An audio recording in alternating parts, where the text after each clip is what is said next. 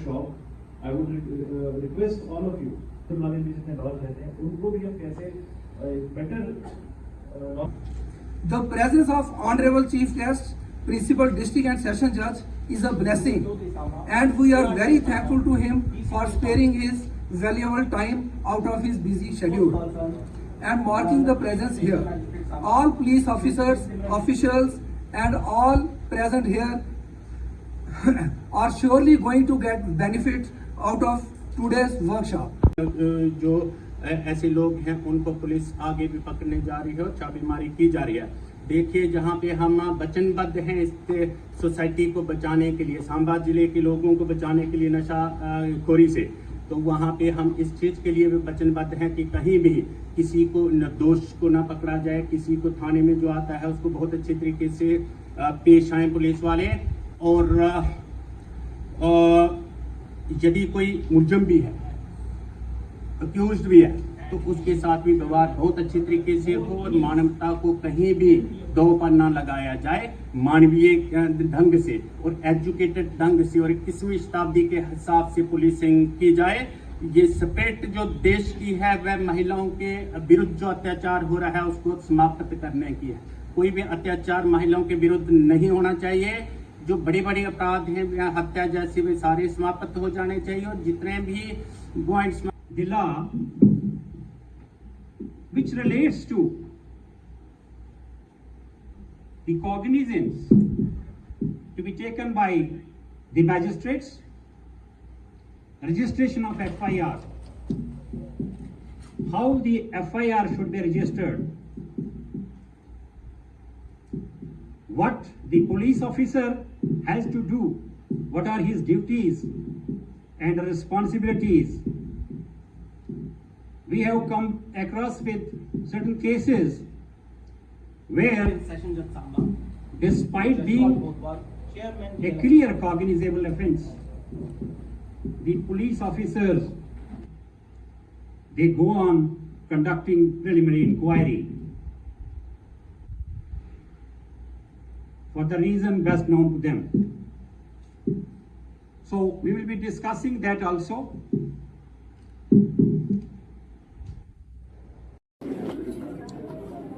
आज हमारा एक दिन का सेंसिटाइजेशन प्रोग्राम था, और आज के इस प्रोग्राम में हम जो काफ़ी देर से देख रहे हैं कि जो भी स्टेक होल्डर्स हैं जस्टिस डिलीवरी सिस्टम में, उनको अवेयरनेस की ज़रूरत है। तो इसलिए हमने आज जो ये प्रोग्राम रखा है, इसमें जो लेटेस्ट जो गाइडेंस हैं, जो गाइडलाइंस हैं सुप्रीम कोर्ट की ललिता कुमारी में, DK बासु में, और इस तरह से और भी जजमेंट्स में, जो कि अरेस्ट, जो एक अक्यूज़ की अरेस्ट के बारे में है, उसके राइट्स के बारे में है, कस्टोडियल किलिंग के बारे में है, और इसके अलावा POCSO, protection of children from sexual offences, वो जो एक्ट है उसके बारे में भी कुछ चीज़ें हैं जो बहुत अवेयरनेस करने की ज़रूरत है। जैसे जो बच्ची है, जो भी विक्टिम है, जो माइनर है 18 साल से कम, उसका बयान कैसे होना चाहिए, उसका मेडिकल एग्जामिनेशन कैसे होना चाहिए, और उसकी क्या राइट्स हैं, उसको उसका स्टेटमेंट जो है वो कैसे लेना चाहिए। उसके स्टेटमेंट लेने के लिए यूनिफॉर्म की ज़रूरत नहीं है पुलिस को, सिविल ड्रेस में आना है। इसी तरह से कोर्ट में जब केस फाइल होता है तो उसमें चार्ज लगने के बाद 30 दिन के अंदर उसका बयान होना चाहिए। तो ये इसके प्रावधान हैं, ये इसके प्रोविजंस हैं। उसके अलावा NDPS एक्ट, जो कि आजकल हमारे यहाँ सांबा में, पूरी इंडिया में, लेकिन सांबा में बहुत ज़्यादा है, तो इसको भी टैकल करने के लिए, इसको देखने के लिए ज़्यादा से ज़्यादा लोगों को कन्विक्शन हो। कैसे होगी?